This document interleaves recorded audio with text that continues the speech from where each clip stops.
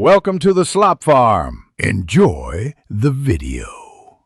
In this video, I will show you how to connect your Garmin Edge 520 to your phone. First, make sure your Garmin Edge 520 is fully charged and powered on.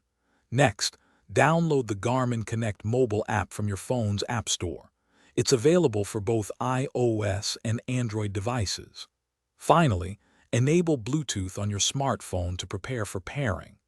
These initial steps are crucial for a smooth connection process.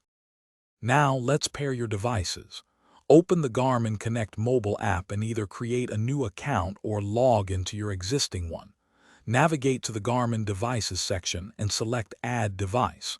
From the list, choose your Edge 520. Your Edge 520 will display a 6-digit pairing code. Enter this code into the app on your phone when prompted.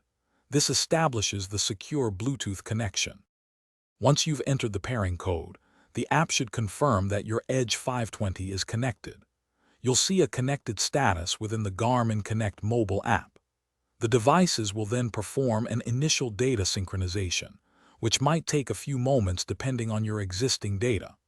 It's also a good idea to check for any available software updates for your Edge 520 through the app to ensure optimal performance.